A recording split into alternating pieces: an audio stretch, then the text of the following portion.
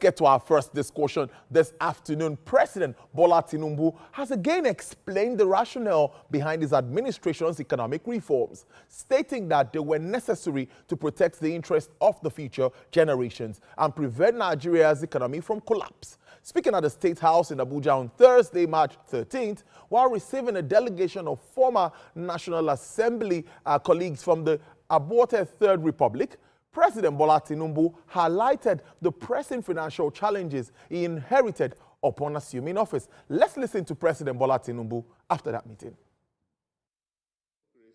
Is good. And that's what we are rejoicing and celebrating. I'm glad that you are all holding on to that hope tightly. We are sitting pretty well on a good foundation being laid. We've reversed the problem. Exchange rate is stabilizing. Usually at this period of Ramadan, food prices are coming down instead of going up astronomically. I thank all of you for keeping faith and remembering how we started and how far we've come. All right, now, Dr. Ayo Teriba is the Chief Executive Officer, Economic Associates. He joins me to continue this conversation. Good afternoon, Dr. Teriba. It's good to have you join the program. Good afternoon, Tolu. Yeah, I'm sure you listened to the president after that meeting and where he says food prices are reducing and, of course, the price of PMS has been stable and all of it. But my question to you really would be, it looks like the worst is over. Considering the economic reforms this government undertook and those bold steps by President Bola Ahmed Tinubu, would you agree or would you say that we've gone through the very, very terrible, I don't know what word to use, but the period where the impact of the policies were really, really felt Nigerians? Would you say the worst is over and we are now getting to the point where the positives of that reform will start to trickle in? Right. Thank you very much, for inviting me. Good afternoon, viewers. No one is going to disagree with the president that in spite of the turbulent situation of the economy when he took over the reins, and in the 1 year and a few months after he took over the reins, as he rolled out measure after measure, trying to manage the crisis that he inherited. At the turn of 2025, for the first time since Mr. President assumed the reins of leadership of Nigeria, they are beginning to see positive indications that is lending credence what he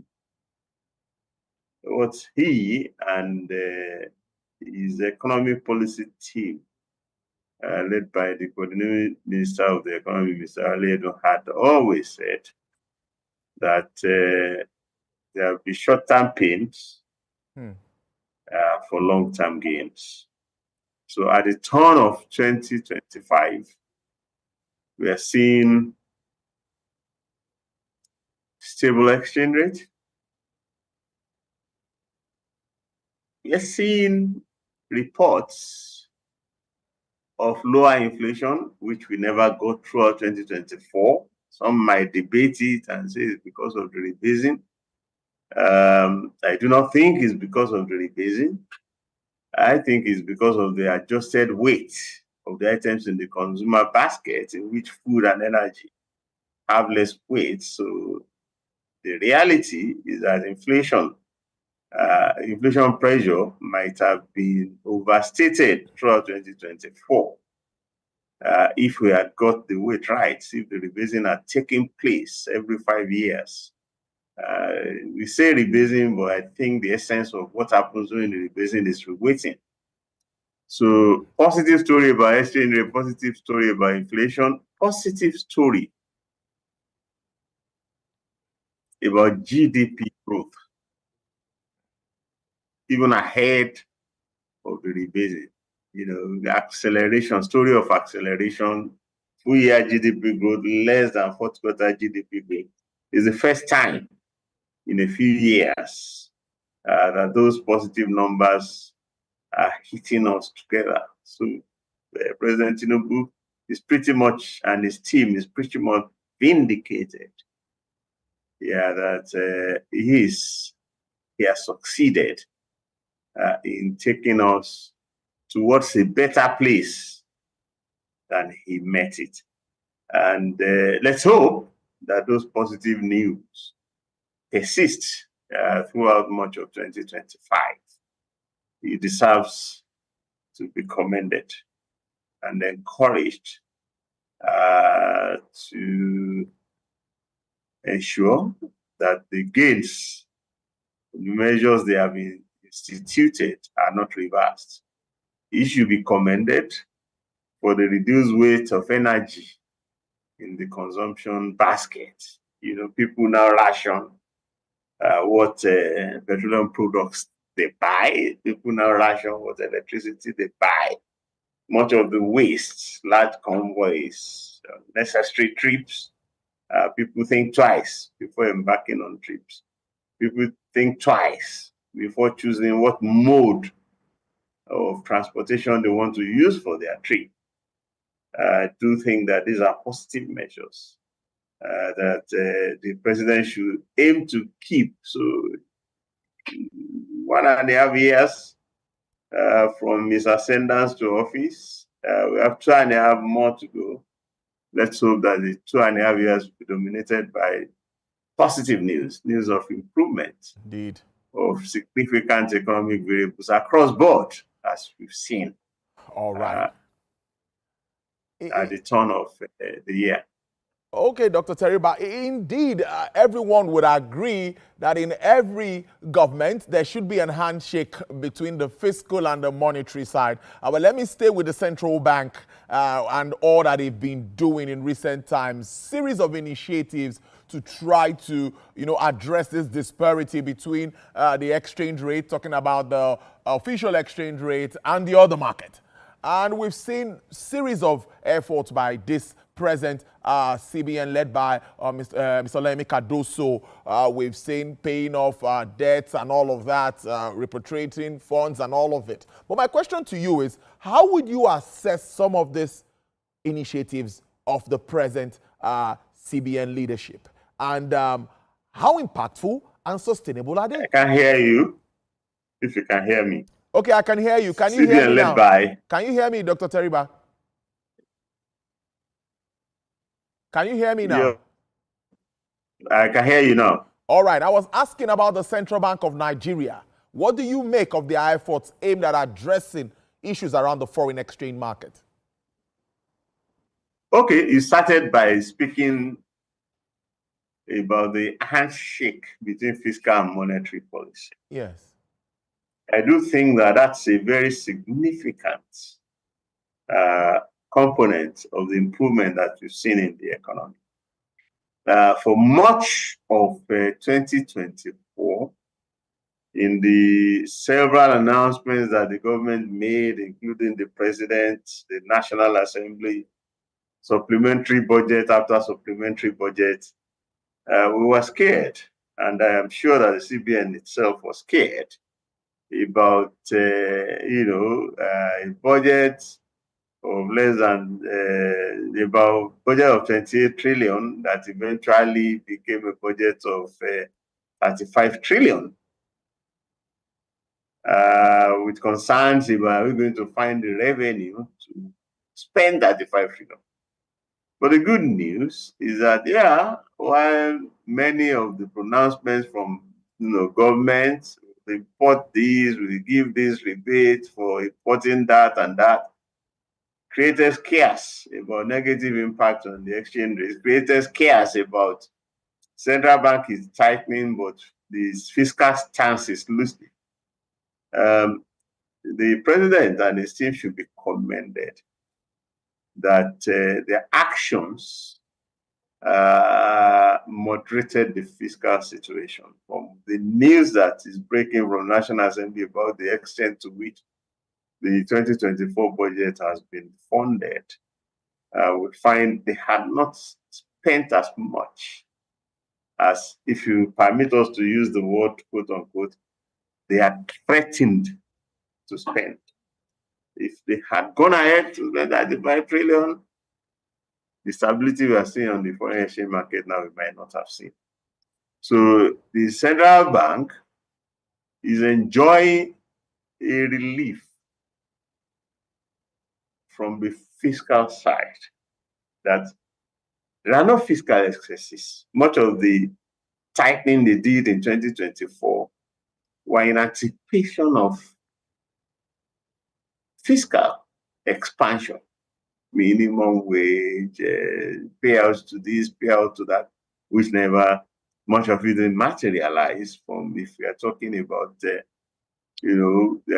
budget not being fully funded, it's good news. So central bank is now blessed, if you like, with fiscal moderation, with stable exchange rate, with inflation, with disinflation.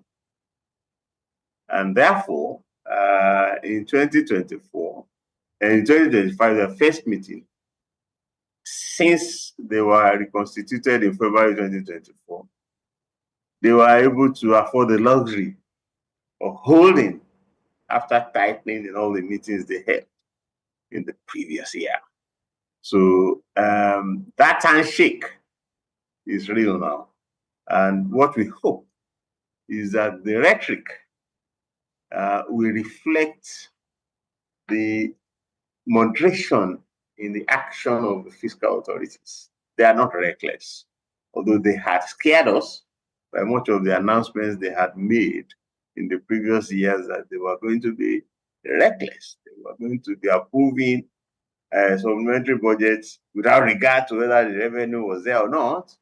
But thank God, the outcome shows that they were moderate. So nobody should be scared by 54.99 trillion in 20. President Tinubu's regime and his team will be reasonable in what they do. So we should watch more of what they do rather than what they say.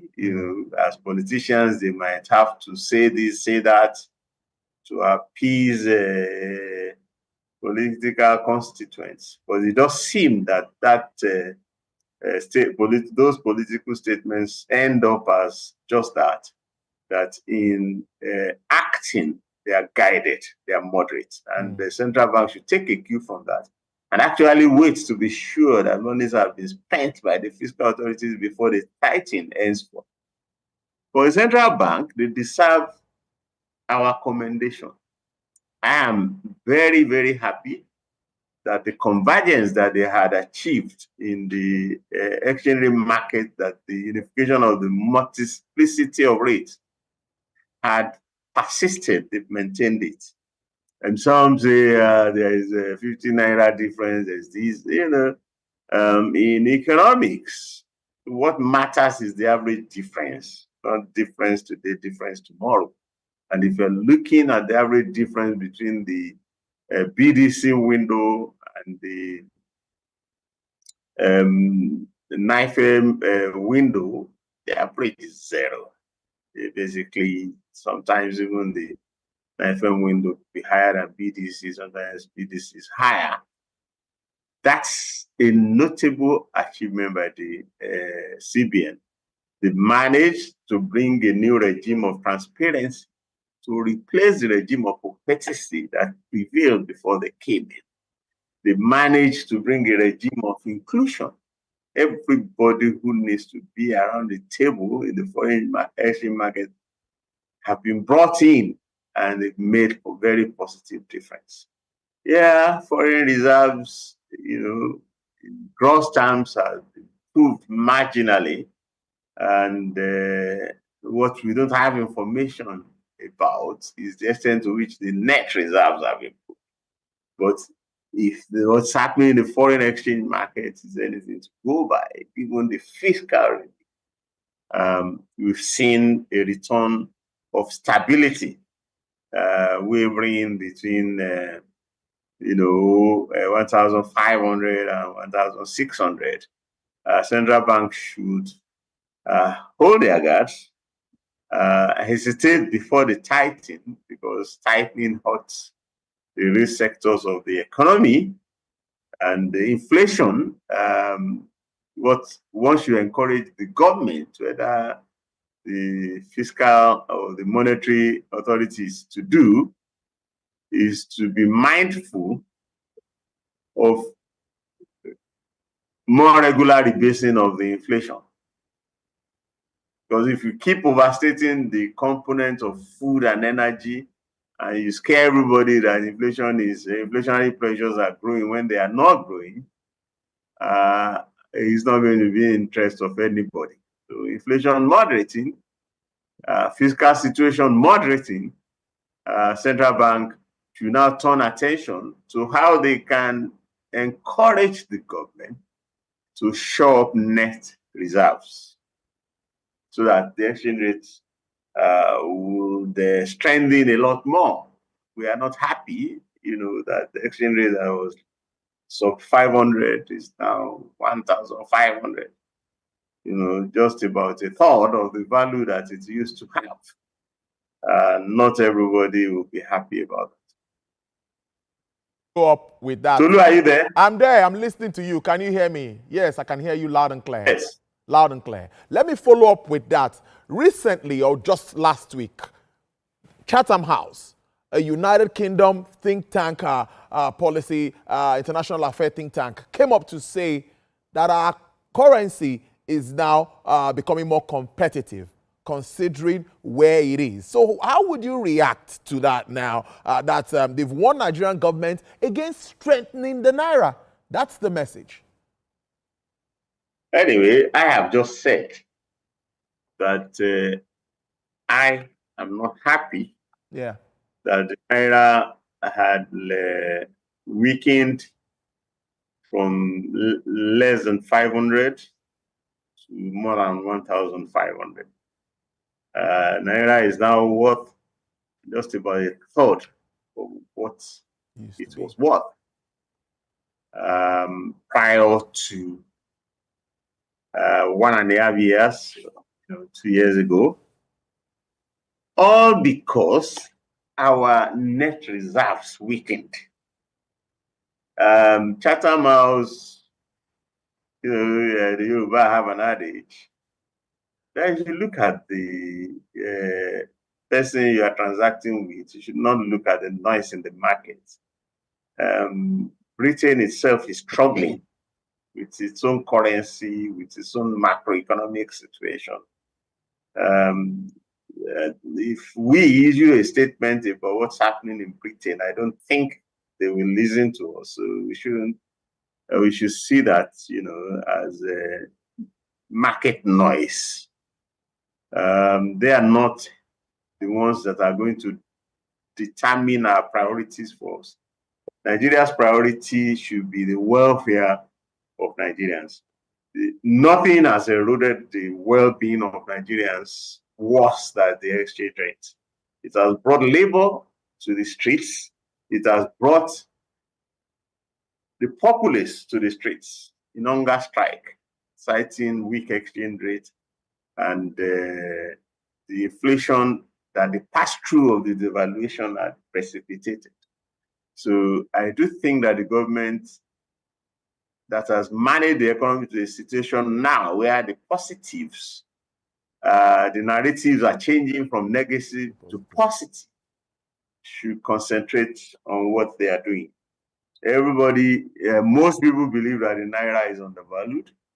Most people believe that the true value of the naira should be well below 1,000 to the dollar. And if we are able to shore up reserves by attracting foreign direct investment, which is an area that we haven't gained more traction in spite of pledge after pledge that we have received. So I would advise the government to ignore that suggestion coming from Chatham House. They have a misguided concept of competitiveness. In the world that we are in today, what was competitive even a decade ago, competitiveness was defined in terms of ability to produce and trade, trade competitiveness, production competitiveness. In the global reality of today, competitiveness is about financial competitiveness. If your exchange rate is weak, money will leave your jurisdiction to jurisdictions in which exchange rates are high. Yeah. The euro area, the Britain itself, is making sure that the exchange rates are strong. Give me a flash. So that they can attract and retain investment, they can attract and retain money. People earn revenue from the rest of Europe, but they save their money in England, in days when the sterling was strong. So Nigeria needs liquidity at this time.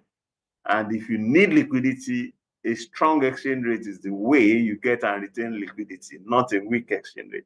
Okay. If you are such a production superpower, you had the capacity to produce oil like Saudi Arabia, like Russia, like Canada, like US, or you had capacity to produce manufacturers that you want to export like China, you can be talking about exchange rate competitiveness in terms of, selling goods. But, the problems that we have are infrastructural problems. In energy, in transportation, we need investment. And for you to get money and retain money, the exchange rates should not be weak. All right. So I do not agree with the court call from Chatham House. But who are they to define our own priorities for us? We should define our own priorities. That's my view. I don't know if you have any. All right, then. That's our time. Dr. Ayo Teriba, I must thank you so much giving us your time out of your tight schedule, joining the program today. Chief Executive Officer, Economic Associates. Please have a great weekend. Thank you so much. Thank you very much. All right.